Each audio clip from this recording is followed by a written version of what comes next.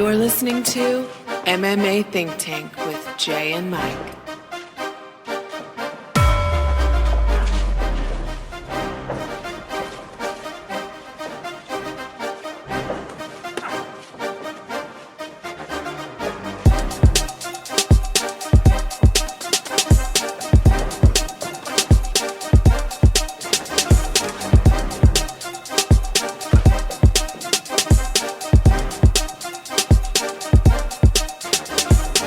You are listening to MMA Think Tank with Jay and Mike. Welcome to the MMA Think Tank podcast. I am your host, Jay. Along with me, of course, is my co-host, Mike. Mike, we had a weird weekend of MMA. How did you feel about this weekend, man? You tell me what you felt on these fights this weekend. I was kind of flabbergasted with the Bellator show. You know, they had some decent guys on there before the Dada 5000 Kimbo Slice co-main event. And, I didn't just have a Tourette's event there. That's the names of the people that were fighting. I'm sure you guys know that out there if you're listening to this show. And also the Ken Shamrock Royce Gracie 3, which I wasn't looking for this fight. I wasn't looking for the Dada 5000 Kimbo Slice fight. But at least with Gracie Shamrock 3, Pioneers, wanting to settle a score, I can get behind that if you want to show it to me. But they both came out just horribly.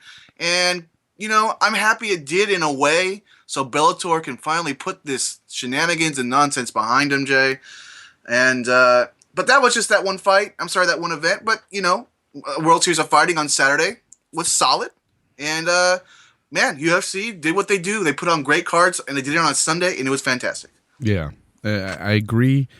Yeah, that show Friday night was nothing short of a circus. I just, man, Bellator needs to stop with these fights. I don't know. They need a Joe Silva over there. They need somebody to really put fights together that make sense. And not only makes sense as a fight, but makes sense to the fans. Because to me, they didn't make sense. How do you go from signing one of the best fighters in the world in Benson Henderson, a two-division star, to then putting on a freak show with two backyard brawlers and two guys that combined age of 102 years old? That's sad when you put it that way. Oh, my God. I didn't realize that. You're totally right. You're 100% right. You got somebody like Benson Henderson in your promotion, and here you have a fight between Dada 5000, a guy named Dada 5000. Yeah. And Duffer Kimbo Harris, I think Slice. is his real name, but still. Yeah, but it doesn't matter because that's how it was promoted. And then when we watched it, it was just a circus. And, there was one decent fight on that card, and that was Melvin Guillard and Campos. And Guillard got knocked out pretty quick. Not saying much there, but hey, if that's your only notable fight of the night, that's pretty sad. And that's sad for Derek Campos because I'm pretty sure he was on a 2-fight skid, and he came in, showed what he could do, put away a dangerous veteran, a veteran that's dangerous in so much as he's near the end of his career, and he still got it fighting in in Bellator as opposed to the UFC. But that guy, his fight, Jay, I don't know how many people are talking about that fight besides you and me. Yeah, not many. How could you talk about this card at all, really? I read an article today from ESPN, and basically it's just talking about what a circus that show was, but at the same time, how it doesn't affect MMA as a sport at all, which I disagree with. I think that to the average person that's not really into MMA, maybe coming into it for the first time, if they were to tune into that, I'm sorry, but they would tune out. Especially if they had a boxing background or something, or coming from a boxing background, they're not going to want to watch two guys that could barely swing their arms at each other 20 seconds into the first round. And I'm exaggerating a bit, guys, but I'm telling you, that fight was horrible between Dada 5000 and Kimbo Slice. And then we get into the other fight. Man, let's just go ahead. Yeah, I was just going to say, why don't we start off with Let's just start off with event, and I'll start off with. Go ahead. I agree with you, and also I thought it was probably going to end in the first round. And, like with a sloppy knockout by somebody, probably Kimbo, but by somebody. And when I saw that Dada 5000 weighed in at 265, meaning he had to cut to get to 265, I knew there was going to be problems. Yeah. And, after the first round, I felt the way that John McCarthy felt. I read something yesterday from Big John McCarthy, the ref. He said, "Oh my God, this is going to go all 3 rounds." And that's how I felt. I looked into the bedroom at my wife, who was playing Final Fantasy 14, and I said, "This fight is gonna go all 3 rounds, and it's ridiculous." And sure enough, Jay, that is what happened. And man, so I don't talk too long on this fight. I'll just get a couple things out, and we can, of course, go back and forth. But how do you stand up somebody at a mount? And usually, we're yelling at the referee that it's ridiculous to stand somebody at a mount, but Kimbo just laid on him. He didn't even lean up and throw lazy hammer fists. Yeah. Jake, continue. You got one of the best in the business. You got John McCarthy. He knows what he's doing.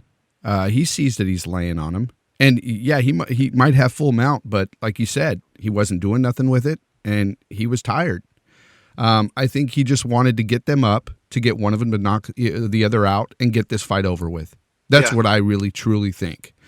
As far as this fight goes, though, man, I didn't see it going all 3 rounds, or, almost all 3 rounds. Almost all 3 rounds, yeah. I mean, Kimbo did get the knockout finally, but it looked like something out of Mike Tyson's Punch-Out. It was a delayed reaction that when the punch landed, 5000 kind of stood and then kind of almost collapsed, running back like he was Bald Bull or somebody, and just I laughed. It was just ridiculousness, to the end of a ridiculous fight matchup. Yeah, the way he went down was exactly like a character off of Mike Tyson's Punch-Out. I remember thinking something along that lines, like it just didn't look right. Some people speculate that it could have been rigged, but I don't think so. I think that the fight was just a bad fight, a bad matchup between two guys I don't think that either. That were horribly out of shape. And while Kimbo doesn't look physically horribly out of shape, that guy is not in fight condition. He's just not. He didn't last how many seconds into the first round, and he was already gassed. I mean, it was just a terrible fight. And thank goodness. As the weekend progressed, we had a palate cleansing, so to speak, Mike. Thank goodness. Yeah, well, here's the problem, though. Let me finish this up on something, too. That I want to finish up on Kimbo, Jay. You said something about, when we talk, of course, between shows, about they need to let Kimbo go. And of course, I agreed with you. And let me add the fact that Kimbo, he's had so many chances at this game, at this MMA game. He started off with Boss Rutan, or once he decided to take it seriously, he started off with Boss Rutan as a coach. And in this fight, he was at AKA, or not AKA, but he had Mike Brown, former WEC champ Mike Brown, in his corner. Those two guys are guys that have done it, have won championships, and the guy still looks this way. So they need to put a fork in Kimbo and send him out to pasture. Yeah, exactly. That's what needs to be done. Kimbo Slice is not going to bring you great fights.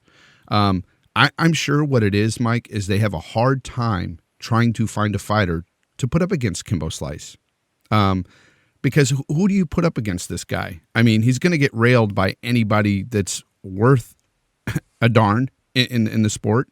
Yeah, and then you've got somebody like Dada 5000 who they threw in there that obviously, even watching some of his past amateur fights, it seemed that Dada wasn't going to beat him. But Friday night, it looked almost that he could have had that shot to beat him, and it didn't work out his way, of course. But yeah, man, I just think getting rid of Kimbo Slice would be one of the smarter things this promotion should do. Justin Wren called Kimbo Slice out after he had a lackluster fight as well on the prelims that night. But I don't even want to see that fight. I don't either. I think Wren would run through him. Like I said, you put a guy that understands mixed martial arts, that can work his game really well, or not even really well, just decently, and he'll beat Kimbo Slice. But agreed. Yeah, man. Let's move on. Let's go ahead and talk about the fight that wasn't even that wasn't that much better. The fight of the night, of course, was Royce Gracie versus Ken Shamrock. Mike, it seemed to get not worse, but for me, it felt like, why am I even watching this card? You know, how did you feel? Royce Gracie and Ken Shamrock 3. As I said in the beginning, all right, it's on. I'll check it out. Pioneers, that kind of thing. See what happens. But they even looked like, just in the first round, they didn't really kind of want to be there, or they were scared to see what was going to happen. Hoist came out with his regular like leg kicks, kind of push kicks to, I don't know, check range or whatever he does to do it, because he's such a great grappler. And Ken kind of stood there, and nothing was happening until that clinch, until the knees to the groin, and then of course the knee to the head that finished it. It was just it just capitalized the night as just a lackluster night that didn't need to happen. I don't think anybody wants to see this happen. I know that Scott Coker says he's not going to do a rematch. That's done. I felt bad for Ken Shamrock. I felt bad for him because he's just yelling at the ref. No, we need me in the balls, and and look on his face. This fight was so big to him. Really, it was only big to those two guys, in my opinion. I haven't talked to anybody who really was looking forward to this fight. But it is what it is, and that's what happened. Yeah, I agree. I wasn't looking forward to this fight either. What it reminded me of is they looked like a couple of fighters that were extras in a movie, maybe Expendables 4, in the background fighting themselves. Gotcha. Not a main fight, but just that's how irrelevant this fight was to me. It was two old guys fighting, and they looked their age. All of their age, and even though this ended in a TKO in the first round, Mike, I still don't think that really reflects on this fight, like it being a good fight. This fight was not a good fight. It was just boring. Not necessarily boring. It just looked like a couple of old guys, like I said earlier. It just did not bode well for the promotion. I think Bellator needs to stop with these kind of fights. Yeah, an insult to injury. It ended on a bad call by the ref. Yeah. I would agree with that, but I kind of wanted it to end, Mike. I would have liked to have seen it, run its course. If they were guys that, well, let me put it this way: if you told me that Matt Hughes was coming out of retirement to fight, I don't know, some other guy, pick whoever it is, okay? I would be behind that, not just because I'm a Matt Hughes fan, but they haven't been away from the game too long. When you look at Ken Shamrock, who has done almost nothing since his first run in the UFC, look at his record. It's horrible. Yep. Okay, and he always wins have been really in these regional shows that want to put on a UFC Hall of Famer. And then if you look at Royce Gracie, the guy was 14-2-3. But, those 3 draws, those were under special rules. And he hadn't fought since 2007. So this was not something that we were looking forward to. And, to some degree, I agree with you. I was happy that it ended, even though I wish it would have, at least been respectable. But we don't need these fights. Yeah, agreed. So let's go ahead and move on. And like I said earlier, let's move on to the more palate-cleansing fights that we had over the weekend. Thank goodness for WSOF and the UFC for bringing it back to what we us real fans like to watch. So, Mike, WSOF, why don't you tell us about what happened that night? Yeah, we had 2 really good fights. We had Marlon Moraes defending his title, his bantamweight title. He was defending against Joseph Barajas. But the fight before that was really a number 1 contendership, title eliminator. If Timur Valiev was to win that fight, he had I think 4 wins in a row in the WSOF. He was taking on Chris Gutierrez, who he had I think 1 fight in the WSOF. Timur Valiev was to win this fight. He was the next guy. Although I thought he won, the crowd thought he won, and the analysts thought he won. he did lose by split decision in what was close to a robbery, but in my opinion, if not a robbery itself. So it was a fine fight, but it just didn't go the right way. Yeah, I totally agree. When I watched this fight, when they announced the winner at the end of the fight, I should say, I was beside myself. I was sitting there going, what did I just witness, and what did I just hear them read off that card? Because what I saw was a robbery, plain and simple. Yeah. And this to be a fight for contention here, it didn't make sense to me. Just really let down by the judges again, and that seems to be an ongoing theme with these judges nowadays. I just hope they get better. I don't know what else to say. I don't know what is being done with these judges or to correct this, but something needs to be done, Mike. Yeah, something that with Marlon Reyes, he didn't need the judges. He got the win in round 1, just a little over a minute. Leg kicks from hell. Just put Barajas on his back, onto the floor. He grabbed his leg. I'm not sure if there was I'm not sure what happened there with the ACL thing or whatever. Boss Rutan said it was akin to like some kind of a crazy Charlie horse. And it looked kind of like that, the way the doc was kind of rubbing his Barajas' calf. Mike, you know what I think that was? I think that was just a butt whooping by Marias with those leg kicks. Yeah. He just destroyed his legs. Man, it was crazy. Yeah, I mean, poor Barajas' leg was just, flying up in the air. Just, every other leg kick, it seemed like. But this comes down to something I've been talking about for a while. And, of course, Jay, you have as well. Marlon Reyes, he needs to move on. Mm-hmm. He's talked about it a little bit, but then he kind of reneges and says, but I'm happy in the World Series of Fighting, which I'm sure he is because he gets paid very well. I believe he got paid close to $150,000 in his last fight. Of course, he gets paid very well to fight guys that are way beneath him. Right. Who wouldn't want to stay in that promotion at that point, And this what happened here is proof of that, and something that he talked about after the fight, and I totally agree with him. And I want them, if he doesn't go to the UFC in his next 2 fights, because he has 1 or 2 fights left on his contract, he wants to fight the best there in the World Series of Fighting. He said, I don't care if it's at featherweight or light heavyweight. Featherweight or lightweight. That he thinks he's the best fighter out of all of them. No disrespect, he said. Mm-hmm. And I would love to see him fight, the featherweight champ, fight at featherweight. Go, win 2 division titles, just like David Branch has there at, in the World Series of Fighting. He's got it at middleweight and light heavyweight. I'd love to see Marlon Reyes do that as well. Now, I don't think they'll give him Justin Gaethje. That's the other guy who's really the face of the WSOF as well. And, maybe that'd be a great video game or what if fight. But, Jay, what do you think about Moraes going up in weight? I think it's fantastic because I think he'll get more of a challenge. But do I think that it's going to be enough of a challenge? No. I think that he needs to move on to another promotion. That's what I would really love. I would love to see him in the UFC, bottom line. Yeah, he's big fish, small pond. He needs to get out. Yeah, the guy's 16-4. And, all his losses were in regional promotions or, real small shows way back in the day. And now you got him just on a tear over here in the WSOF, just beating everybody. Yeah, he's 9-0, unbeatable in the WSOF. And it's crazy. And most of them are, submissions or TKOs or KOs. It's just crazy. This guy needs to move on big time. I'm a fan of him now. I know you've been a big fan of him for quite some time. You got me on the Marias train. I'm on board, and I'm ready for him to move.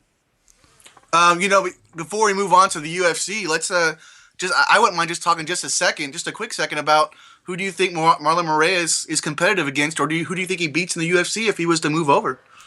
And you can talk about ranked guys. You don't have to give names, but maybe their rankings. Well, I think that he'd beat quite a few people in the UFC that are top 10. Yeah, I agree. I don't have the names offhand here that who's in the top 10 right here. But I think that you answered the question though exactly, how I would have said it. Yeah, but I think that and don't get me wrong, I don't think he'll just run through, the top 5 with ease or anything. Just looking at the top 5, Mike, in the UFC right now, I would say that he beats a Sun Sao, okay, and a Sun Sao's ranked number 4. I think he beats Uriah Faber, and Big fan of Uriah Faber too. So for me to say that, it's a Yeah. little heartbreaking, but I think he beats I'd have Faber. to think about that one, but yeah. Renan Barao, I think he beats Barao. TJ Dillashaw, he has a great shot, but I think that would be a fantastic fight. So those are my thoughts on it. Yeah, I think he beats almost anybody. Everybody, at the bottom of the top 10. We're talking like the Johnny Eduardo's, Takeo Mizugaki, Brian Caraway. I think he smashes Caraway. But the top, the rank number 7, 6, 5 on. Thomas Almeida, a really good prospect, proven things. Michael McDonald, fantastic fighter. Aljamain Sterling, number 5. I mean, so I think he's a top 10 guy for sure, and I think he gives a lot of people, run for their money, some good fights. He was actually kind of bummed that they didn't pick up Aljamain Sterling in free agency, and we'll get to that a little bit later, I'm sure. But so he's looking to fight the best guys, and Yeah. I think he puts up a good fight to a lot of guys. Oh, definitely. He would move on for sure. Just looking at this list, I'm thinking of all these fantastic fights between Marias and these guys. It would just be phenomenal. I mean, any of those guys, even Sterling, McDonald, like you said. I'd love to see these fights. Yeah, and I don't think he gets destroyed by any of these guys. No, I don't to either. Dillashaw. I think he loses to Cruz. He might lose to Faber, but I agree that he has a good chance of beating Faber. You think he beats Faber? Well, there's a reason for that. I think he beats the Sun Sao, and he has a good shot against Aljamain and McDonald. And there's a reason why I say I think he beats Faber, and that's only because this goes back to when Aldo used those leg kicks against Faber, and they worked. Yeah. After seeing those leg kicks from Marias last night or the other night, I just felt that, it reminded me of Jose Aldo back in the day. Yeah, and he trains with Frankie Edgar. It's from a strong camp. Let's get him over there as soon as possible. Yeah. Okay, Mike. Moving on from that, let's get down to the best fights of this weekend. We had UFC Fight Night 83, Mike. Cowboy versus Cowboy. And on this card, of course, we had Garbrandt versus Mendez. What did you think about this fight, Mike? Well, I was actually pretty excited for the fight once it came to fruition because Garbrandt was supposed to fight John Lineker, which would have been a fantastic striking fight. Was really looking forward to it.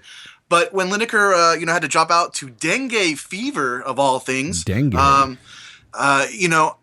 Augusto Mendez stepped in, it looks to me that it was a closer matchup because they both Mendez and Garbrandt were similar with records, both less than 10 fights, both finishers, but Garbrandt, leaned more into striking knockouts as opposed to Mendez with his grappling. So you had kind of a style versus style matchup. And in the end, Garbrandt, in round 1, getting the finish with a beautiful 1-2 combination. Oh, yeah. I thought that's the way to go. I've been talking about Garbrandt for a while. I'm excited to see this guy continue to win. He's now 3-0 in the UFC. He's got 2 finishes out of the 3. He's got now 7 finishes out of the 8 total overall. He's got a great background in wrestling. Amateur boxer, 32-1. I mean, it's all shown there. He's a prospect, a future star. I can talk about him forever. Jay, why don't you take over? Yeah, Mike. When I heard the last 50 seconds, well, somebody from the corner yelled 50 seconds, and then Garbrandt laid that beautiful flurry of punches. Just that combination that just led to that KO was just beautiful, beautiful. I rewatched that thing several times because it was so good, Mike. If you guys didn't see this fight, go watch that fight. Watch that first round. It was only 1 round, so right. There's no reason not to watch it. But his combination flurry was beautiful. One of the best I've ever seen. Yeah, and I can't wait to see him now move up further, and fight some better competition. He's not ranked. He's not even ranked top 10. He's not even ranked top 15. But after this, he very well could be. If he was to fight Lineker, Lineker, I believe, was ranked number 11. So the UFC, they have him on, a really strong, schedule of moving him up. They know what they have. They know they have somebody like an Aljamain Sterling. If they were to pick up Marlon Moraes from the WSOF, they have these guys that they're growing their division. They're putting them on the fast track, and I think Garbrandt if if they bring him along well, I think he's not just a next future champ at some point, but he's one of those fighters that is not just exciting, but will be a star for a long time to come. Yeah, I think he has that potential for sure. You just have to kind of look at it as, he fought a guy that, really isn't that popular, or, we haven't seen too much of in Mendez. So when I say his combination was beautiful, yes, it was. His technique was flawless there, but he fought a guy in Mendez that I don't know too much about. And so I have to see him fight better competition, but you're definitely 100% right. I think he's got great potential. Yeah, and he's got the smarts too, because Mendez, he was a Brazilian Jiu-Jitsu champion, multiple champion in gi and no gi, which doesn't mean you're necessarily going to be a great fighter in MMA. But in knowing that, Cody Garbrandt took that fight on less than a week. I mean, he had been training for Lineker, a striker, and suddenly he's going to fight some guy who is one of the best, Brazilian Jiu-Jitsu practitioners around. And there was a point in that fight where either he knocked Mendez down or Mendez kind of fell against the fence, and Cody kind of threw a couple punches in the guard, but he stood up. He's smart. Don't mess around with these guys on their back when they're these champions, and he ended up winning it on the feet. So my love for Cody Garbrandt might kind of not tarnish, but kind of put him a little higher than maybe I should. But that showed me something as well. Yeah. So we'll certainly see what happens from here. You're right, Jay, about a next ranked opponent or a guy we know. Then we'll really know. Yeah, and there's definitely nothing wrong with having smarts in that octagon. So Garbrandt definitely did show that, but at the same time, I just want to see him against better competition. And I see great potential in this guy. And after watching him KO Mendez, I can't wait to see his next fight. He's called out Lineker, Jay. He wants that fight that they were supposed to have. I'm waiting for it. It'll be a great fight. But Lineker's got the dengue. He's got the dengue fever. Fun fact, there's no cure for the dengue fever. And fun fact, there's no cure for the Laung food poisoning. Look it up, people. All right, Mike, moving on from that fight and the Laung food poisoning, let's go ahead and get into the next fight, which was Brunson versus Carneiro. Man, Brunson really brought it tonight, or that night, I should say, last night. Yeah. Brunson's one of those guys who's he's got a streak going, just beat Sam Alvey, in his last fight. Sam Alvey's, no joke there. He was fighting Ron Carneiro, which, when you look at Ron Carneiro's record, 20-9 coming in, I was surprised with all the talk about him. But then when I found out that, he was really fighting, outside of his weight class, really draining himself at welterweight. Now that he's back at at middleweight, one of the best Brazilian Jiu-Jitsu guys around, according to Brian Stan, who he's trained with. I thought Brunson really came in and he took advantage of Carneiro's striking slip and got inside of the guard. Something that Garbrandt didn't do, Brunson did. Got in his guard, but just landed those punches one after another and finished Carneiro early. I would call it early in the first round. Yeah. Man, this guy's Brunson's 15-3 now and 4-fight win streak. Like you said, beating guys like Sam Alvey, Ed Herman, now Carneiro. Lorenz Larkin was the first of that 4-fight win streak, by the way. Yeah, solid. Solid guy, and definitely better than I gave him credit for before he fought Sam Alvey, to be honest. I look forward to seeing Derek Brunson fight again. He's definitely on my radar now after this fight. Where do you think he goes from here, though? Who should he fight next? Who should he fight next? He just beat a really good Brazilian Jiu-Jitsu guy, some guy who, that really, was throwing up, submission attempts off his back, and Brunson, he was having none of it, and you want to destroy that guy. I mean, he's ranked number 13. A fight against Uriah Hall at number 11 would be great. Talis Leites is fighting Talis Leites is fighting Gregor Mousasi. So those are some of the next guys. So it's maybe the winner of that. That's maybe what I would look at. But you also got a guy you also have somebody like Robert Whitaker, who's in the top 10. But I want to see him fight a name guy. Yeah, Whitaker's a good Uriah guy. Hall is He'd be perfect. a name guy. Yeah, Uriah Hall's perfect. I agree with that 100%. That would be a great fight to watch. I don't know who I'd pick there. Maybe I would lean Hall just because Hall has some dangerous kicks. I don't know. But that'd be a great fight. Yeah, Hall is, he's unorthodox in his kicks, whereas Brunson seems to be more on the orthodox side. But, I agree, man. That fight would be that would be dynamite. Moving on from that, Mike, we have the main event, which was Cowboy versus Cowboy. What did you think of this fight, Mike? It was really two different fights in a way, for as quick as it went, for a little over 2 minutes. When I was watching that fight, Alex Oliveira, he stood really well with Cowboy in the clinch. I thought he was getting some of the better of Cowboy. Not that he was blowing Cowboy out of not that he was blowing Cerrone out of the water. But he was there to fight. I think he was blowing him out of the water at the beginning, at the very beginning. Yeah, but I felt that Oliveira was there to fight. This is going to be a good fight. Was this going to be a time where Cowboy Cerrone kind of has a brain fart or whatever, or a fight fart, if you want to call it that? I don't know, but then Cerrone got his wits about him, showed something that he hasn't shown in a while, and I think the guys at 170 need to really look at this. Smartly took him down, got some mount, got the triangle topside and finished it off his back beautifully. Oliveira, he tapped really quickly. Oliveira didn't want none of that triangle, and it's something that we have not seen a lot of, but not a lot of since the WEC. Yeah. Cowboy's great off his back. He's the total package. Yep. Agreed. But Mike, fight fart? Fight fart? I was like brain fart, fight fart, When I think fight fart, I think of something totally different. I think a guy's farting in the octagon, Okay, well, we're going to go on that. No. But I like it. You coined a new term here, right here on the MMA Think Tank podcast, fight fart. So gotcha. Basically so we could say that when Cowboy Cerrone fought Dos Anjos, he had a fight fart, Yeah, even if Dos Anjos might have still beaten him, it just seems like every so often Donald kind of shuts down early on. Yeah, and to me it was just par for the course last night to see him lose the way he did against Dos Anjos for the belt. That's kind of what he does all the time, and then he comes back and he wins a fight like this, and he usually finishes a guy. So.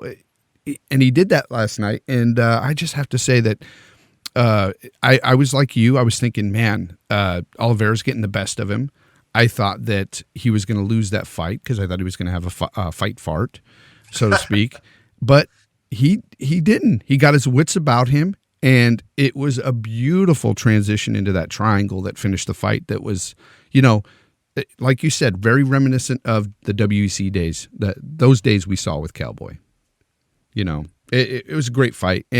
But the thing is like, again, now what for Cowboy? I mean, is he always going to be stuck without, in these fights with everybody that he can compete against and even beat, but he can never get that belt in the UFC? I mean, is that his future here in the sport, in this promotion? Is that just going to be his legacy?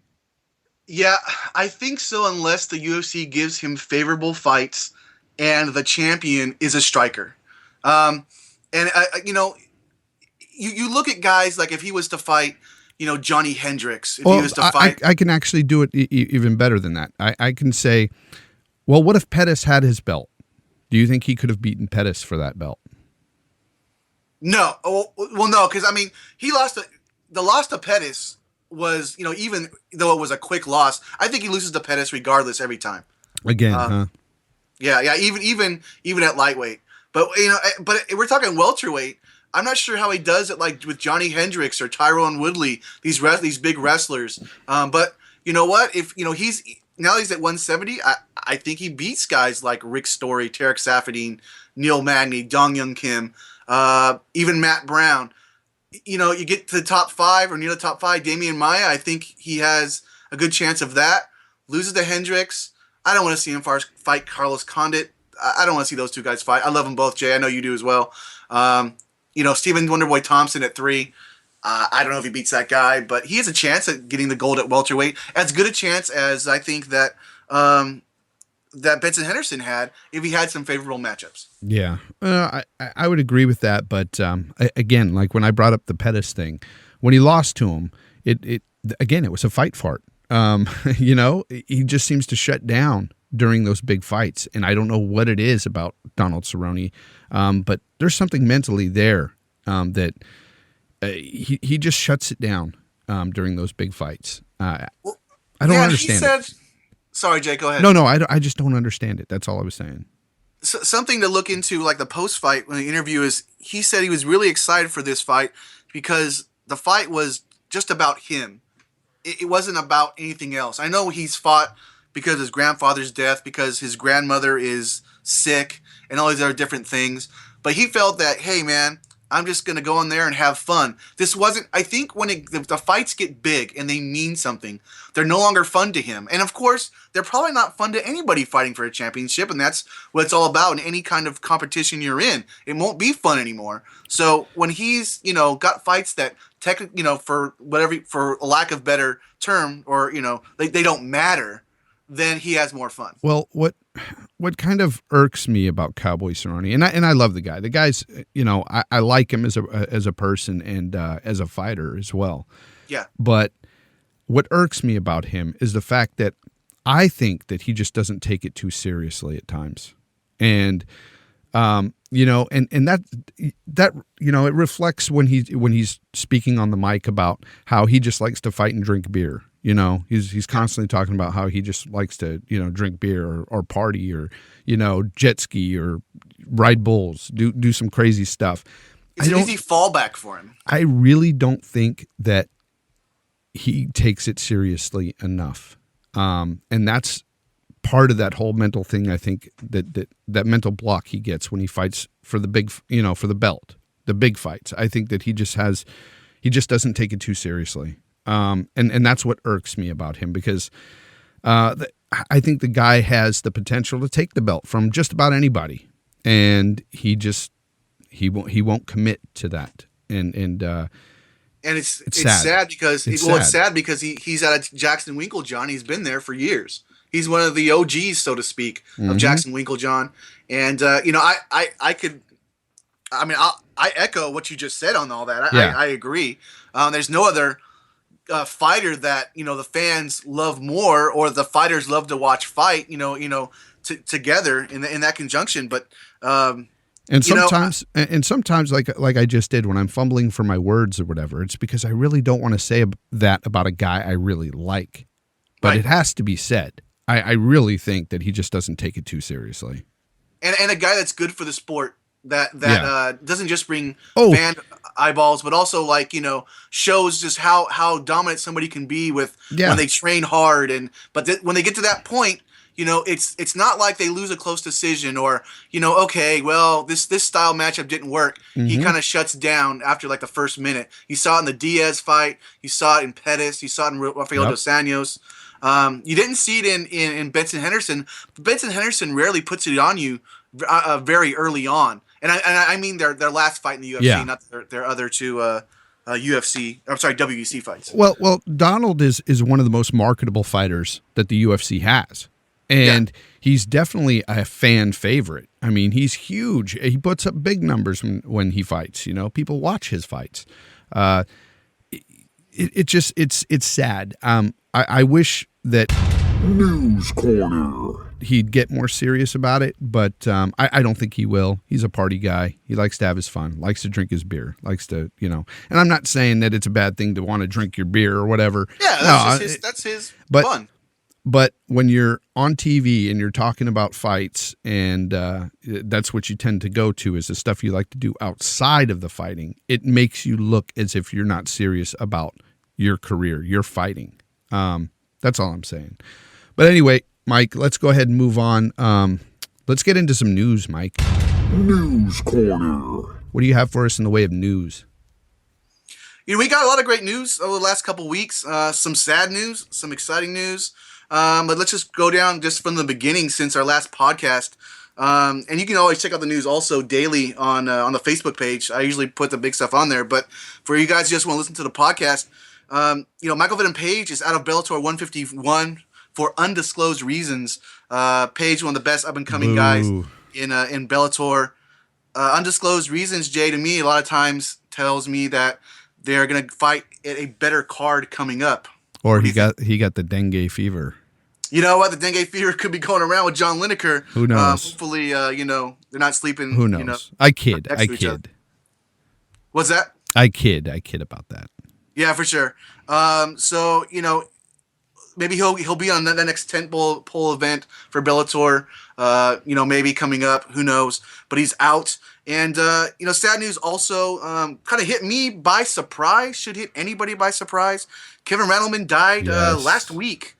Former UFC champ, one of the guys that I had the pleasure to meet. Yeah. And if you've seen the Facebook page, it actually got to me a little bit. At first it didn't. It was like, oh man, I've seen this guy fight. When I got back into the UFC, and what I mean by that is, Jay and I have followed the sport for a long time, but there were those dark days where we didn't, you had to watch it on VHS or you had to find it somewhere else. Yep. So once I was able to get all the old fights on DVD, the Dark Ages. What's that? Joe Tong. You used to rent them from him. Yeah, I mean, like Dark Ages, we're talking UFC 15 or 13 on to about UFC in the UFC 30s. Kevin Randleman was this giant wrestler who would just pick you up, take you down, and just smash you. Yeah. And because of him and his teammate, UFC Hall of Famer Mark Coleman, they changed the MMA game. They made it to where you couldn't headbutt anybody, and they made it to where if you didn't learn wrestling, you were toast. Yeah. The same way that if you didn't learn Brazilian Jiu-Jitsu early on, you were toast. So he died at 44.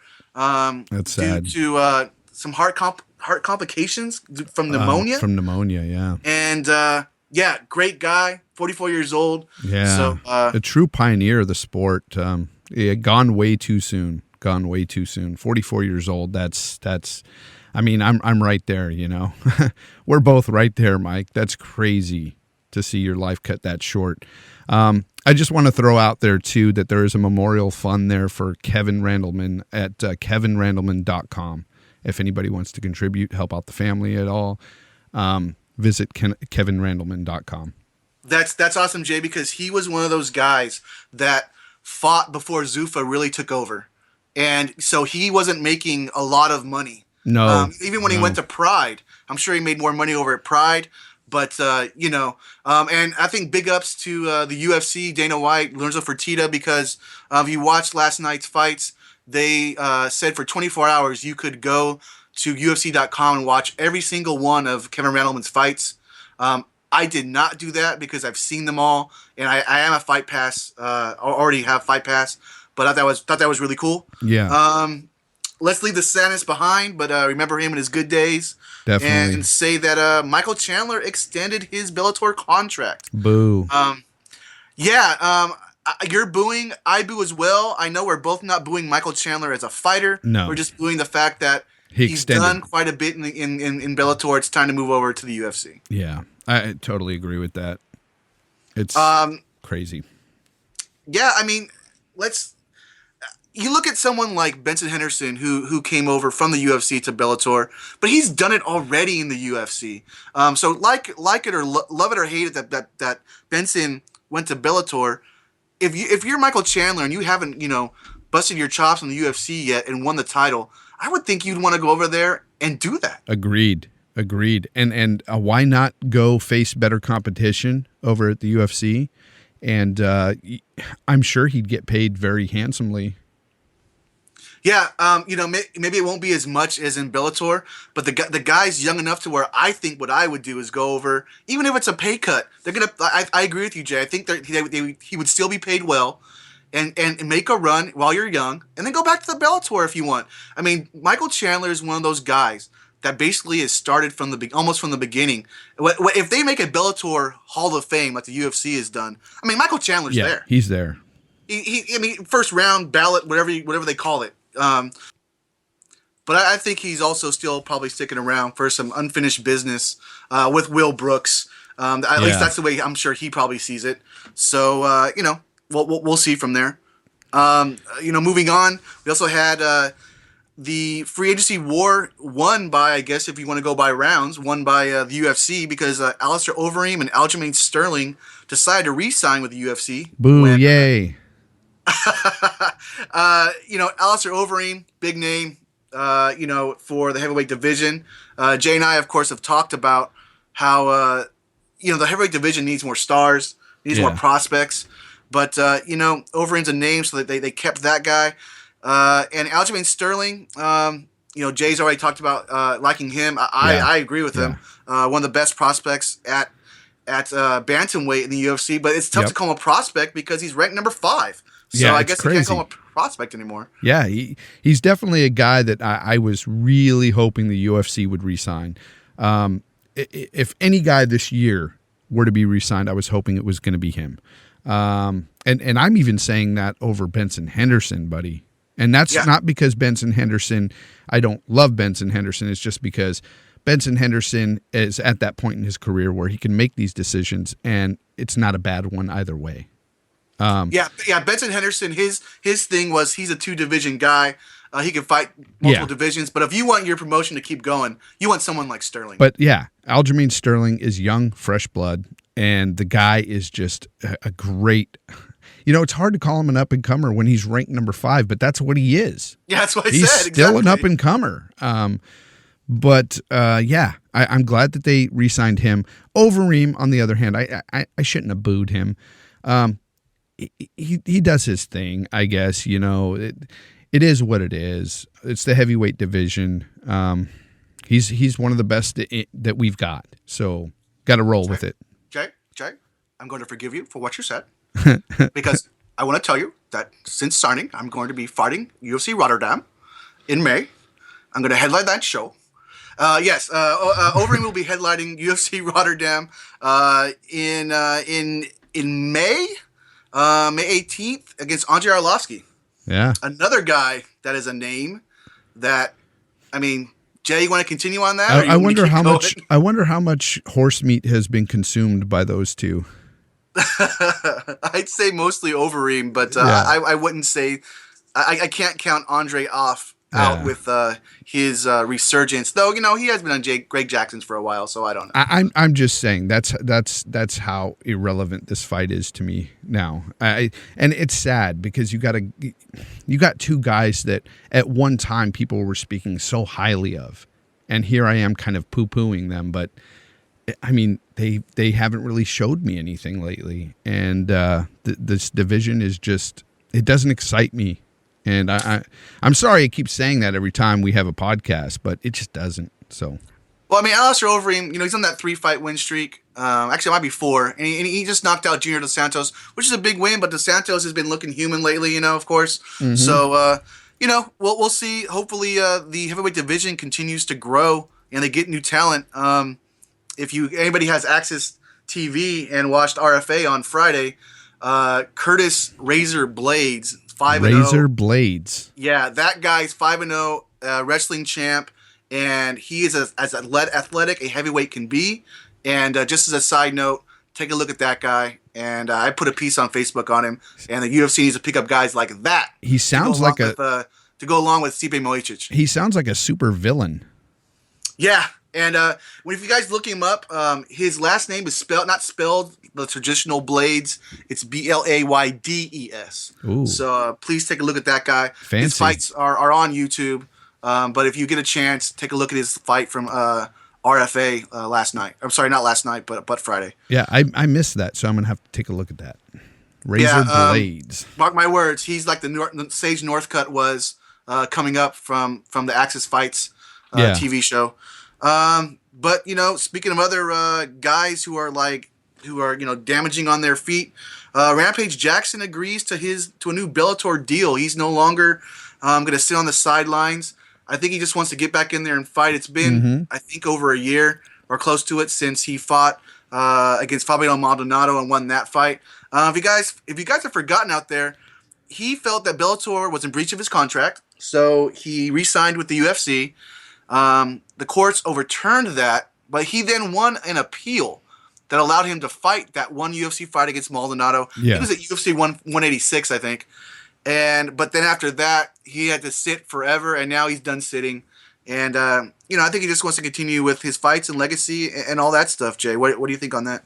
Well, I think that he's been sitting so long that his legs fell asleep, and he just no, I'm just kidding. But anyway, I you know what? It's great news. It's great news for him, and great news for fight fans, because I know he's a fan favorite. And Rampage, yes, he's at the end of his career, but he's always a big draw. It's great for the promotion. Bellator has got something there to put their hat on, so to speak. You got a guy, a legend in Rampage Jackson, and he still wins some fights, Yeah, and that's something that I was gonna say also, is that when we're talking about Shamrock and Gracie, is that Rampage is one of those guys that, even though maybe he's past his prime, and we can of course put Tito Ortiz in that there as well.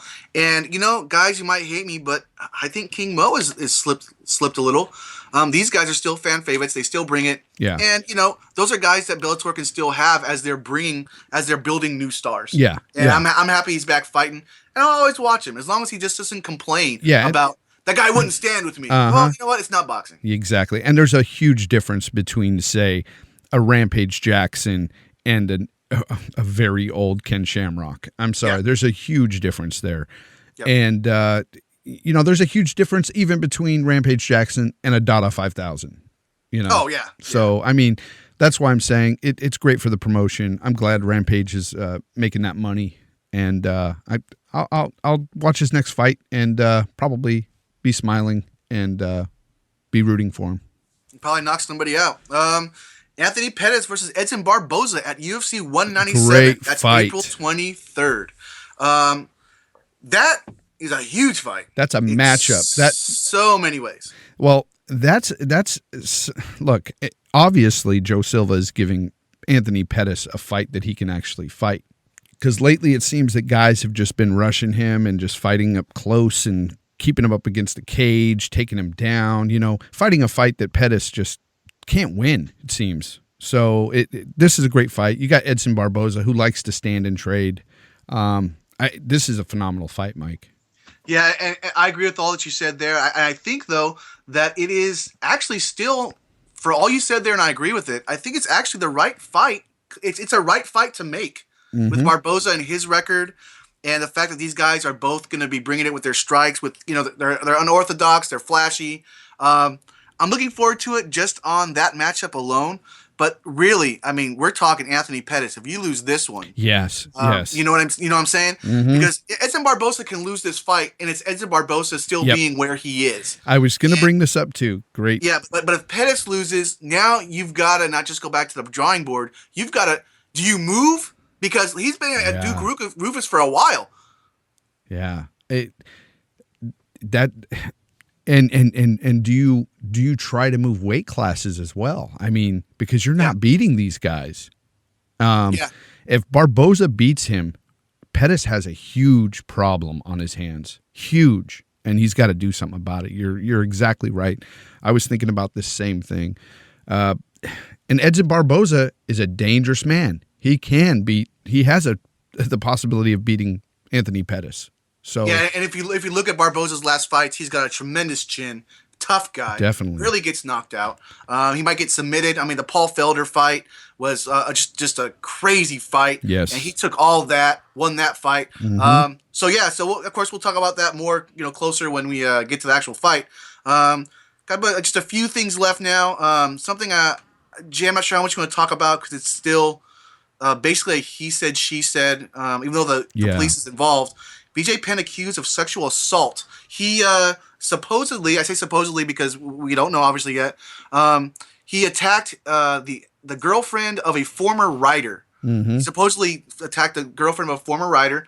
And now what we found out is that this former writer had been fired, and then the day after his severance ran out. Now this is according to BJPenn.com. That's when he decided to bring this accusation, or him and his girlfriend. That seems a little sketchy on my part, but as I wrote on the Facebook page, we don't know either way. Jay, I'm going to leave it at that. Yeah. I'll add a little bit. Let me play devil's advocate, and mind you, I'm a huge BJ Penn fan. So Right. if BJ Penn were to be guilty of this, this would tarnish a lot, you know. Yeah.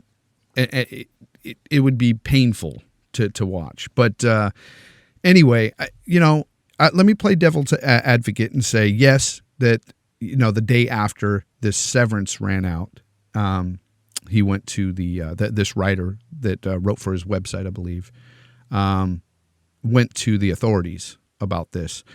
But let me also say that was this hush money that ran out.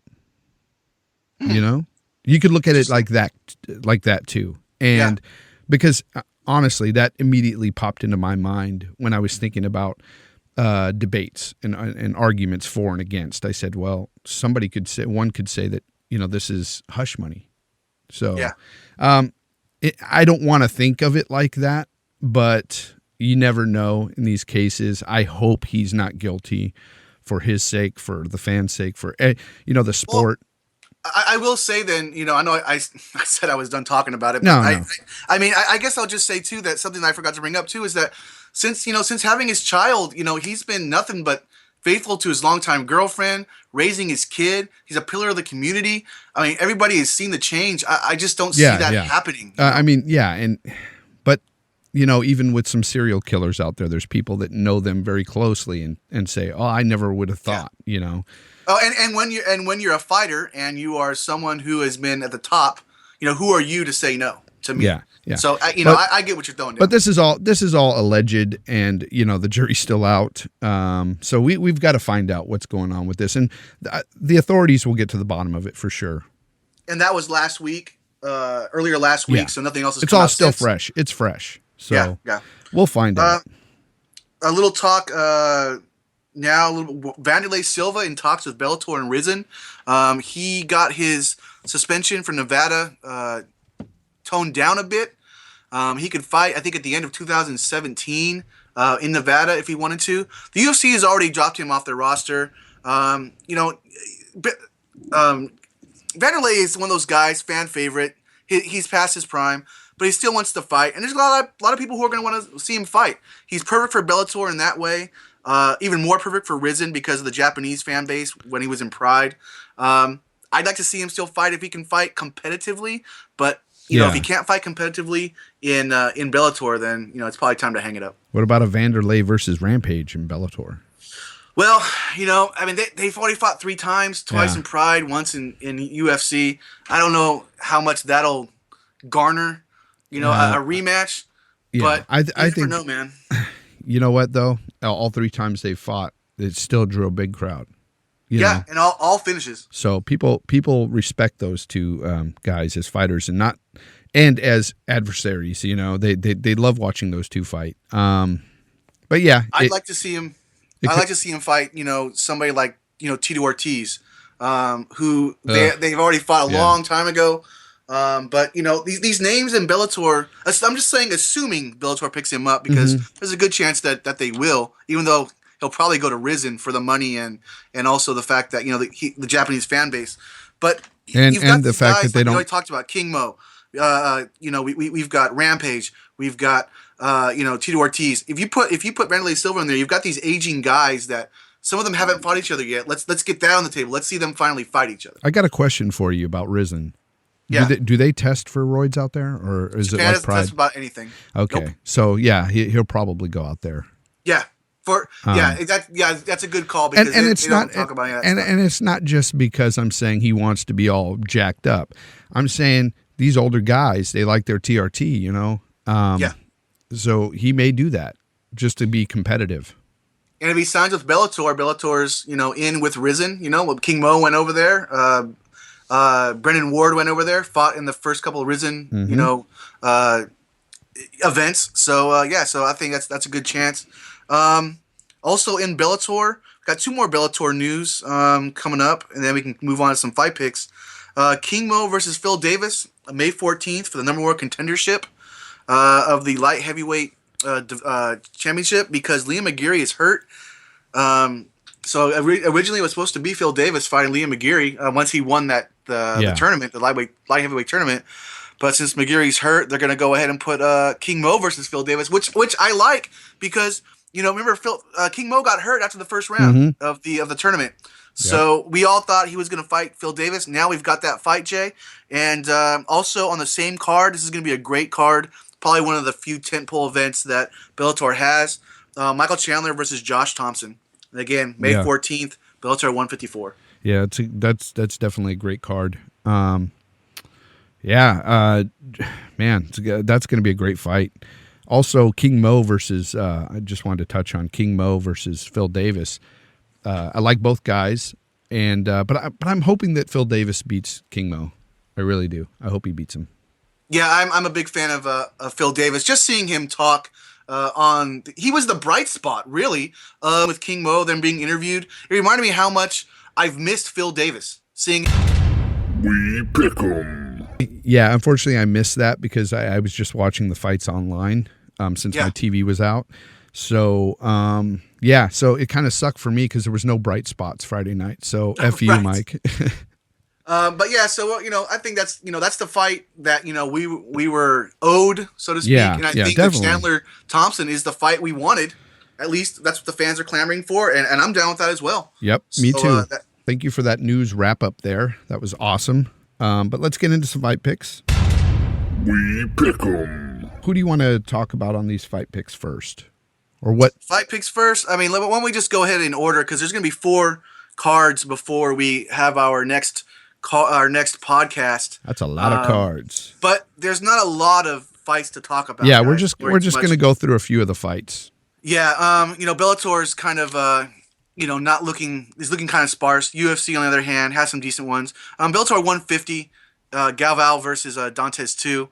Marcos Galvao 8-3 in Bellator. He's the current bantamweight champ. He lost to Eduardo Dantes, but he beat Joe Warren in his last fight to win the title. Dantes now is going to be trying to get that rematch won and win the title at the same time. So I'm really looking forward to that. Either for their last fight, not their last fight, but their only fight was at Bellator 89, and that was back in 2012. So these guys are going to be going at it. And Jay, what do you think on that one? Yeah, Mike. I'm thinking that you know what? I'm just going to go with Galvo. I'm just going to put it out there. And my reasoning is silly, but it's because he beat Joe Warren and Dantes didn't. Yeah. A name that I'll throw out too, though, is that, Dantes did beat Zach McCoskey to win his title. Zach McCoskey now great flyweight in the UFC. Yeah. But it's a close fight, man. I mean, it's really a pick'em fight.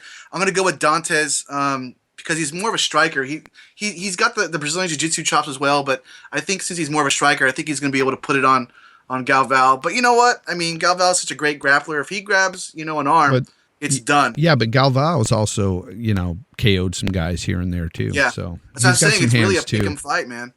Yeah, it really is. So, who you got next, Mike? Well, yeah, that's really it for Bellator 150. To be honest with you, I mean, they have David Caveman Rickles. He's kind of on the poster, fan favorite, but he's just on there. Who's he fighting? He's fighting Bobby Super Duper Cooper, who is not very super duper, if you ask me. The guy, I believe, is 15-4. I just did the fight week preview on Facebook, so I just wrote a little bit about him. But he's like 15-4, hasn't beat anybody really big. I think it's just a showcase fight for Rickles to get him back in contendership. Rickles loses this fight. Yeah, I mean, he's done as a contender. Fun fact, he's not related to Don Rickles. That's true. And Don Rickles actually might be a better fighter. That old guy is a mean dude. So yeah, let's move on to Fight Pass. UFC Fight Night 84. And it is on Fight Pass. And you might want to pick up Fight Pass if you don't have it, because Anderson Silva is fighting Michael Bisping in the main event. I like Fight Pass. Yeah, you know what? Someone's got to pick up Fight Pass if Sage Northcutt's not going to talk about it. But in the co-main event, Gegard Mousasi versus Talis Latis. You want me to go first this time, or yeah? Go ahead. I kind of just finished writing about this on Facebook. Yeah, so it should be fresh in your head. I think this is Anderson Silva's fight to lose.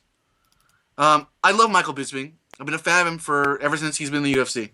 I think it's a chance to win this fight. We don't know how much Silva has. We don't know where he is mentally.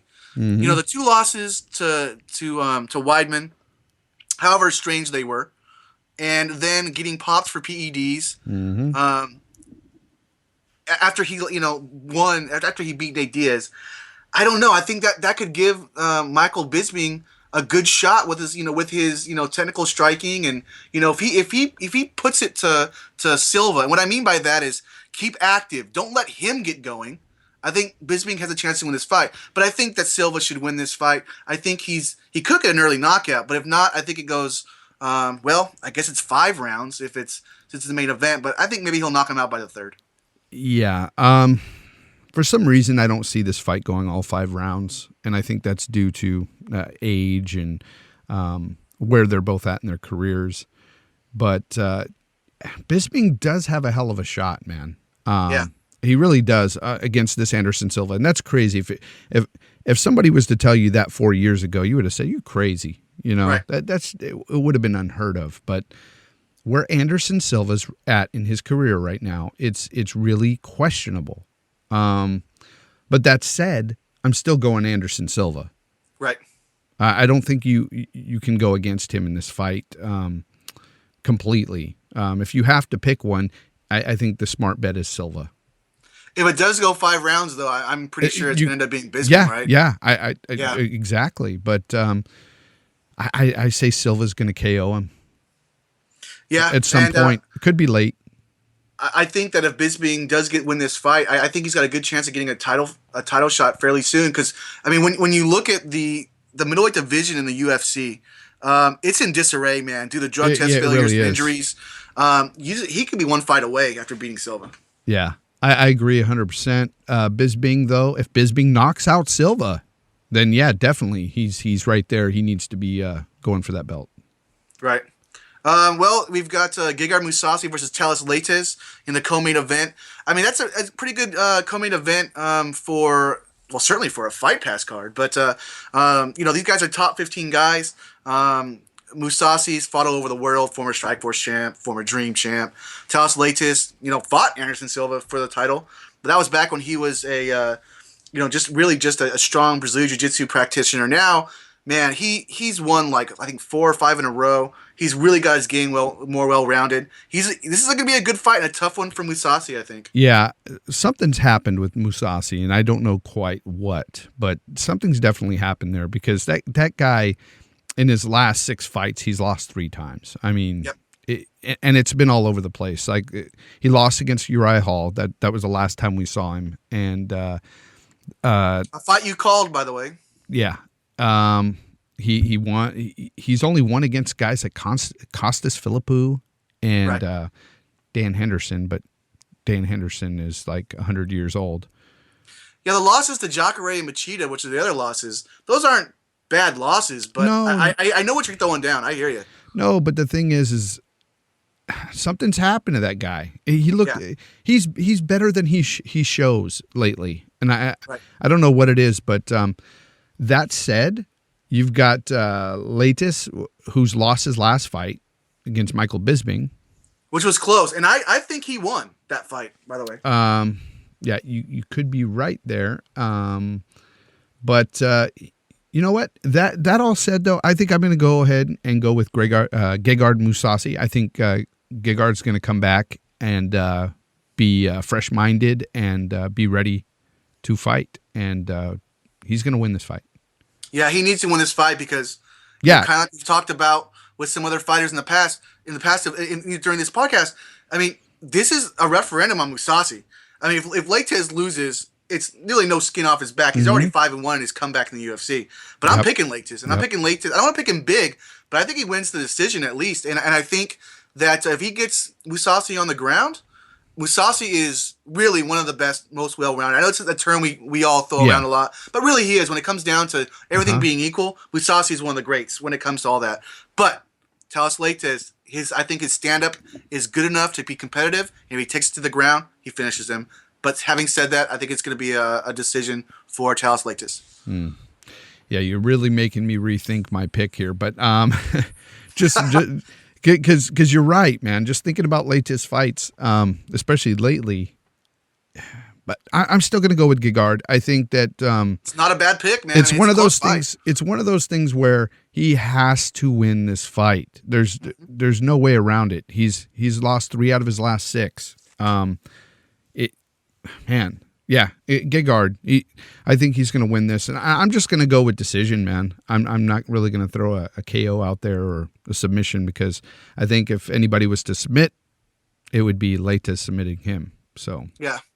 Those are the 2 fights, Friday and Saturday, coming up at the end of this week, and then next week we then have Bellator 151 and UFC 196. Friday's Bellator 151, Joe Warren versus Darian Caldwell. That is Bellator doesn't do 5-round fights for main events, so that'll be a 3-round fight. Former featherweight and bantamweight champ, the only guy to do it in Bellator. That's I think a feather in his cap for his career, having belts at both those divisions. But I think Warren's 1 fight away from fighting for the championship for bantamweight again. He lost his title to Galval by a knee bar, really wicked knee bar if you guys remember that. But he did win his last fight against LC Davis. So there's not a lot of names at bantamweight, and those 3 guys, Warren, Galval, Dantes, they've all kind of beat each other in different ways. And I'm picking, I'm picking Warren only because Caldwell I don't know much about. Yeah. He's a former featherweight. Made his bantamweight debut two fights ago, but he's 8-0, and he has 4 finishes. Yeah. So. Yep. And 8-0. That I mean, that doesn't say too much about a fighter nowadays, because they could have 7 of those fights being in Legacy or some other smaller promotion. But this guy has been winning his Bellator fights. He's won 5 in a row. So, you know what? I'm going to go with old man Joe Warren on this fight. Yeah, and the reason I did that as well is because until I see someone like a Darian Caldwell beat a name, yes, exactly, I'm going to go with the veteran who's seen it all. Yep. I certainly think Darian Caldwell could win this fight, but because Joe Warren hasn't been looked himself lately, probably from all the beatings he's had, and he's been in the game for a while now. Yes, but I'm still going Joe Warren too. Yeah, I agree 100%, man. The other fight I think we should talk about too is really it's a prospect fight between Bubba Jenkins and Goiti Yamauchi. I really love both these fighters as prospects. Bubba Jenkins gets a lot more play because he's an American and a former wrestling champ back in 2011. Not WWE champ, like real wrestling. He's got 7 of his 10 wins or finishes, 3 subs in his last 3 fights. Bubba Jenkins is for real, man. He's 7-2 in Bellator. But Goiti Yamauchi, guy's 5-1 in Bellator, 3 subs, 1 KO in those 5 wins. He's no joke. And 15 subs in 19 wins overall. Mm-hmm. So we've got wrestling versus Brazilian Jiu-Jitsu, Jay. Style versus style, both kind of grappling though. I'm excited for it. Yeah. You know what? I'm going to go with Jenkins on this one. I think that his striking will be the factor. It'll be the factor in this fight, the deciding factor for sure. I think Bubba Jenkins is going to win. I'm going to go with Jenkins too, but I should have said something else too that might change your thought process. Even though I'm probably going to go with Jenkins. Yamauchi is Japanese Brazilian, and I don't mean he's half Japanese, half Brazilian. He is Japanese, but he is grown up in Brazil. The mean streets of Brazil. So he has fought in the Brazilian circuit. Yeah. Which outside of America, says a lot. I know that's it's huge. The best circuits to fight, unless some people think Brazil is always the best. So what I'm saying here is that this guy is not fighting in Japan, where if you get what I'm saying. Yeah, I get what you're saying, man. I'm still going to go with Jenkins. Yeah. Yeah. I'm looking at the record and both of their records, and I just see that Yamauchi has more submissions and decisions than he has anything to do with his hands. So, because I don't know the guy very well, so that's all I have to base it off of. He's fantastic, man. I mean, both these guys are fantastic. Oh, I'm not taking that away from him. That if Bubba Jenkins takes Yamauchi down, he better watch out because Yeah. he could get subbed, and with Jenkins being a wrestler, he's gonna probably take him down. Yeah. But I agree with you with the Well- striking. Striking is going to go to Jenkins. Yeah. I think overall he's just a better athlete, and I'm just excited for the fight. Yeah, definitely. Now I'm even more excited that you tell me more about this Yamauchi, especially because I love ground game, a great ground game. I know a lot of people might hate that, but I'd rather see a fantastic, back and forth on the ground than, two guys just punching each other in the face. By far, I agree. Yeah. So that's just me. Go to people out there. Go to Bellator's website. All the main card fights are there for free to watch. Whenever there's a Bellator fight going on, when I do a fight week, I always put up Bellator fights if Bellator's there. Take a look at Yamauchi. Take a look at Jenkins. Yeah, it's good. I'm definitely going to go back and look at some of Yamauchi's fights. I'm going to go look them up because that's going to be a cool fight to look forward to. Well, let's I guess finish up the show, Jay, with the giant card. Yes, that is UFC 196. Why don't we just go from the bottom up? Let's go ahead. Yeah, I mean, because we're gonna probably talk a little while about McGregor Dos Anjos, but maybe we won't. I don't know. Well, it's yeah, and we're running short on time, so we should go ahead and go to the fights that really matter here. And gotcha, the championship fights. Yeah. Okay, Holly Holm versus Miesha Tate, bantamweight championship. Why don't you go first, and then Holly Holm first on the next one. Holly Holm for 200, please. No, I seriously think Holly Holm's going to crush Tate. Do I think that Tate poses any problems for Holly Holm? Sure. I think Tate poses more of an issue for Holly than Ronda Rousey did, and that's just because Tate's wrestling background.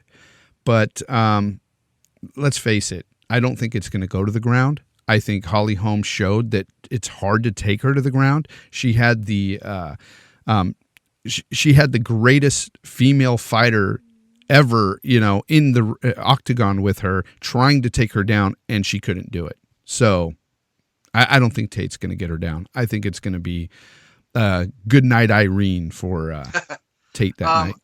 I've been going back and forth in this fight, leaning towards Holm every time, or most of the time. Holm or Rousey, she did take Holm down, but couldn't keep her there once or twice. Oh, yeah. But and with Miesha Tate, though, I think the wrestling will take her down once or twice. And I originally thought if she took her down, she might be able to stay on top, land some shots.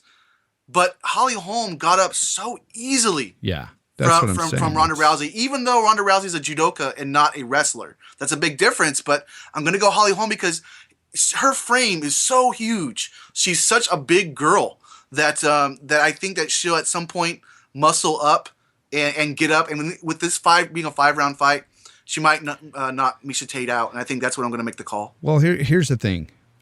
Before we saw Holly Holm fight Ronda Rousey, I was very unimpressed with Holly Holm. Okay, I know you were impressed with her from her other fights and everything going back to her legacy other promotions. Yeah, but I never was impressed with her. Even in the UFC, I thought, man, this girl just she's not showing me anything that impresses me. So, but that night she fought Ronda Rousey, it blew me away. I was so impressed with her fight game. I don't see Tate being able to withstand any of those punches and kicks. If she fights, and now you've got somebody who took the belt from arguably the best female fighter ever, right. and now her confidence level is probably through the roof, and she's going to run right through Tate. That's what I'm saying. I think she runs through Tate. And she's got a very good head on her shoulders, and she's in a great camp. She's very smart. So she's not going to have that letdown. Yeah. For sure. My only thing is I don't think Miesha Tate's going to land a lucky punch. So the striking is completely in Holmes' backyard, wheelhouse. It only comes down to can Miesha Tate take her down and hold her down for 3 rounds out of the 5, and I just think that Holmes not going to let that happen. And along with that, what we talked about earlier with smart fighters, Holm is a smart fighter. The way she put it on Ronda Rousey. She fought such a smart game against Ronda. I don't think it'll be any different here against Tate. I think it'll go the Is same it a way. knockout, Jay? Knockout, I'm thinking knockout. knockout in the third. Knockout. And I say knockout maybe first or second. Really? Okay. Yeah. Late first, early second. By then, it's going to be a KO. Yeah, I'm going third because I think Tate just has that savvy experience that she lasts longer, and maybe the wrestling helps. But man, Holly Holm, I mean, look, she can exactly do what you said for sure, man. Well, we have Conor McGregor, Jay. Yeah. Conor McGregor kicked off our first podcast ever, and he's fighting Rafael dos Anjos for the lightweight title. Of course, Conor McGregor, the featherweight title holder, has run through everybody that he has faced. Jose Aldo, Chad Mendes, Dennis Seaver, Dustin Poirier, Brandao, Holloway, Brimage, all KO TKOs except for Holloway, but he won that fight definitively. And he was injured during that fight, by the way. Yeah, he had ACL, wasn't it? Yep, he was injured during that fight. He has now something a lot of people don't know, but they kind of talked about it last night on one of the commercials. Is that Conor McGregor actually has a championship at 155 back in England in Cage Rage or what it's called. So he has fought at that weight. Of course, it's not the same as UFC. I realize that. Rafael dos Anjos, though, man, he's just had such a turnaround, destroying guys. Benson Henderson, Nate Diaz, Anthony Pettis, Don Cerrone. I can keep talking. Yeah. I am just going to go with my brain, and I'm going to say that Rafael dos Anjos is going to take him down, and he's going to beat him. And I say beat him, I don't mean like beat him like about the head and face. I mean, he's going to win. He's going to do that. Well, what I mean is... I hear you. He's going to take him down, and if he doesn't win by decision, I don't see how Conor McGregor wins this fight unless dos Anjos stupidly decides to stand with him. Mm-hmm. Because and let me say one last thing, Jay, and then of course you can get your thoughts in, and we'll finish the show out. But if Conor McGregor early on is dropping good jabs on him, and dos Anjos is whiffing, McGregor's going to knock him out in 1 or 2. But I'm going with dos Anjos. Yeah, I'd have to agree, but I want to back up a little bit and just say that what's crazy... Beep, that's you back. Exactly. What's crazy here is we have a fighter in Conor McGregor who's seriously only been here just a couple of years in the UFC. Yeah. And he already has a chance to become a legend in the sport. It's amazing to me. You read off a list of guys' names that are darn good fighters. But that's not what I'm getting at with him getting legend status. I'm saying he beat Jose Aldo, a guy who's just destroyed everybody in his weight class forever now. And he beat him in 13 seconds. If he goes and beats dos Anjos, who's been destroying everybody in his weight class. Yeah. I'm sorry. That's legend status if he takes that belt from dos Anjos. That's crazy. Dos Anjos sent Benson Henderson and Donald Cerrone to another weight class. Yes. And if McGregor were to beat dos Anjos, it would blow my mind. And part of me wants to see that and I think a lot of us do, because we want to have that legend. I'm with you. I want to see this happen. We all want to see, not all, most of us want to see a guy that can do something this incredible. And what you got to understand is this is something that, it is downright incredible if he does it. It's nobody's ever done something like this before. Not with the caliber of fighting, with the caliber of fighters that currently hold the belts. It hasn't been done. Not in 2 different weight classes. And then for him to go on and say that if he takes this, he's going up to 170 and taking that belt, insane. But you know what? That's crazy talk. Okay. Well, if he was to fight Robbie Lawler, I think he'd win that fight. But I don't think he beats the wrestlers up there. Yeah. But I digress. Let me say but if he did, wouldn't you be hard pressed to go against him in any fight if he destroys dos Anjos? It blows my mind how this guy just destroys people. Yeah, and you talk about, legendary stats, stuff like that. I mean, it's for me, it's wanting to view greatness. And even though I'm not Yeah. a big fan of Yep. Conor McGregor's like personal, I don't know who he is in general, His how persona. he acts and stuff like Yeah. that. Yeah. The guy it's like Muhammad Ali, and a lot of you boxing guys out there. I'm not trying Yep. to put him in that. Obviously It is Muhammad like Ali that, had though. political things going on as well at that time. But like I'm viewing this greatness. Yeah. And it's that's the type of greatness I'm talking about. I've seen the Hoist Gracie era. I've seen the Machida era that didn't happen really. I've seen George St. Pierre become the greatest mixed martial artist to all put everything together, right? Mm-hmm. And this guy is just destroying people, and I want to see how far it goes. And Yeah. I think a lot of us are like that. I personally like his shtick, and that's what I call it, because he's like Chael Sonnen on roids when it comes to his talk. right. And Well, he can back it up. he backs it up. I wish I could do an Irish accent because I think that's the cool thing now, right? But yeah, that all said, though, guys, I think that Conor McGregor coming back down to earth, just looking at the fighters, and which, by the way, Conor McGregor is huge. I I'm just glad saw you him brought in that an up interview. because Man, he talk is about that. huge. I was very impressed, and actually, it kind of blew my mind a bit that he was so big.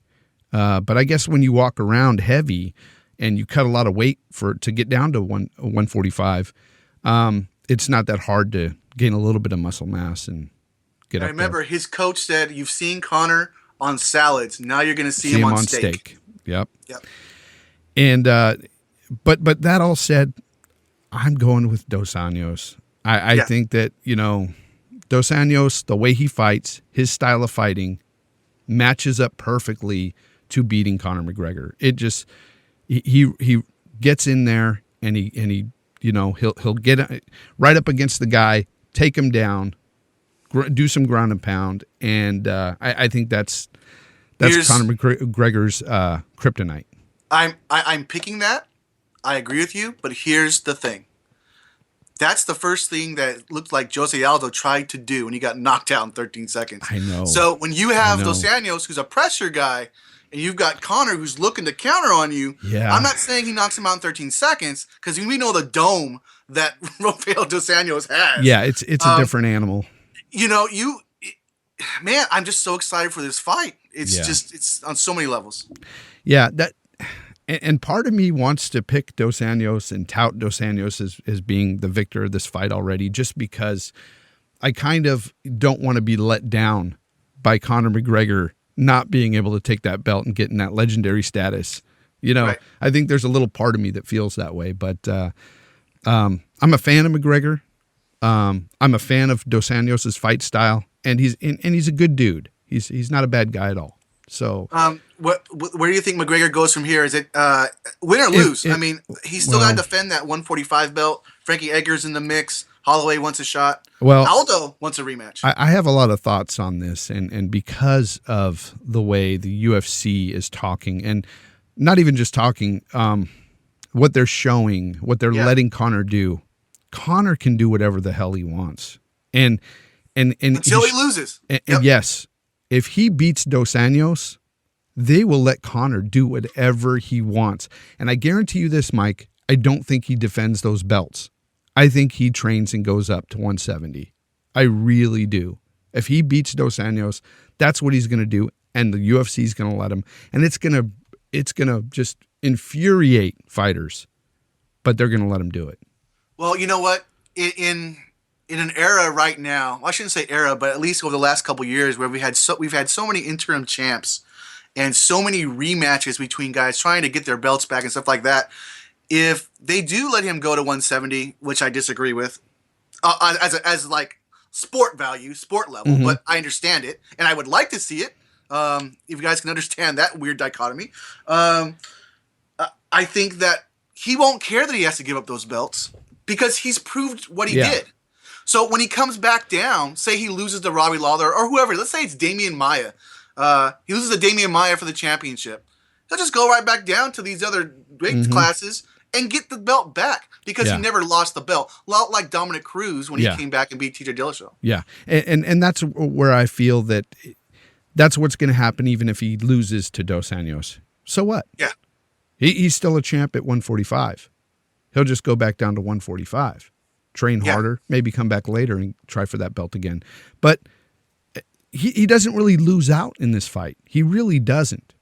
I think only if he's smashed really bad, Jay. I think if he's smashed really bad, I think the way he's acted and talked, I think that'll hurt him a little bit. Okay. Yeah. But, and then let me get back to what you said about you not agreeing with the UFC letting him go up to 170 if he were to beat Dos Anjos. I think, while I agree with you, and it is. Well, no, kind of, I should say I don't like it. Yeah. But I understand it. Yeah. While it is sort of a circus show, if they were to let that happen when it comes to the sport, I still think it's different than say the circus show that Bellator puts on, because here I don't think it tarnishes the sport. I think it brings more eyeballs to the sport if they were to allow him to go up and fight for that third belt. I think it brings even more fans in on the sport, and I think it's overall good for the sport. And I think that's another reason why I want to see McGregor succeed. This is bringing so much attention to this sport. Conor McGregor, and before him it was, Ronda Rousey. She brought a lot of attention to the sport. Yeah. More and more people are watching this sport than they were before Ronda Rousey, and now more and more people are watching it with Conor McGregor, and it's just going to get huge. I mean, if this guy takes this belt at 155, so. I'm hoping he does, but I'm still going Dos Anjos. Quick story. I'm at work and a guy sees the MMA Think Tank podcast shirt I'm wearing and says, "Hey," he goes, "I'm into MMA now. I'm actually watching it now." I said, "Oh, really?" I said, "Oh, what got you into it?" He goes, "I'm a boxing guy, but you know what did it? Conor McGregor." Mm-hmm. Right? I mean, there's your answer, right there. This guy was a boxing guy, an older guy in his 50s. And he wants to watch it now because of Conor McGregor. There's no one who looks like Conor McGregor, acts like Conor McGregor, and puts it all together like Conor McGregor. Mm-hmm. I talked about this a while ago. I think when he beat Aldo, and I wrote about it a while ago when he beat Aldo. But there is nobody like him. No. That George St. Pierre was the guy to put it together first. The looks, the well-roundedness, all that stuff like that. But man, I mean, the UFC is gonna be at a crossroads come 2 weeks from now. Yep. Because as if McGregor wins, like we've said, and we'll see what happens. Dos Anjos could win and stop the talk. And I agree, Jay. I like the fact that he could come back and actually fight at I don't know if you said 170 or 155, but just come back and really compete in that weight class. Fight guys leading up to the title because he doesn't have to just fight for belts. Yeah, because what I think could happen is if he does lose to Dos Anjos, he'll just go back down, defend his belt at 145, and then maybe come back and start fighting guys in the top 5 maybe in the 155 division. See how far he can get back until he can get back for that belt, I think Edgar's due to fight. But here's the thing. I really do. Aldo not so much, though. They want to give him a fight. I certainly understand it, but I really want him to fight Edgar. Edgar's due. I'd be hard pressed not to pick McGregor if he wasn't fighting against Dos Anjos. If it was anybody else in the 155 division, I might pick McGregor. It's just. I think there might be some truth to that. To me, it's just. He's already become one of those guys that you say, how can you pick against him? Right. Yeah. I felt that way after Anderson Silva beat the Japanese guy Okami. Yeah. Finally, Anderson had beaten all different types of guys: strong wrestlers, strong strikers, strong Brazilian jiu-jitsu guys, and that's how basically what Conor's doing now. But if you bring up lightweight really quick, maybe I don't know if he beats Nurmagomedov because of his strong wrestling. But even so, if he gets up, he could put it on Khabib Nurmagomedov. He's a stiff guy. It's all about where the fight goes, who gets it where. Because if it's on the feet, it's all day. Khabib wins that. All day. Conor will win that fight on the feet. Yeah, so. I agree, man. But we'll see what happens. It's going to be a fantastic fight. I can't wait for it. But Mike, we have to wrap up the show. We've been on here for quite some time. So, podcast right after that fight for sure. Yeah, we'll be doing our podcast after that fight, and we can't wait till that happens. And guys, we're going to let you go. But Mike, before I let them go, anything you want to tell them out there, and maybe about the Facebook site, email, go ahead. Yeah, we only do the podcast every 2 weeks, but the Facebook site, I update that every day, put all kinds of pieces up there, my opinions, stories, things like that. Jay chimes in as well. So take a look at that between our next podcast. But yeah, next podcast will be after UFC 196.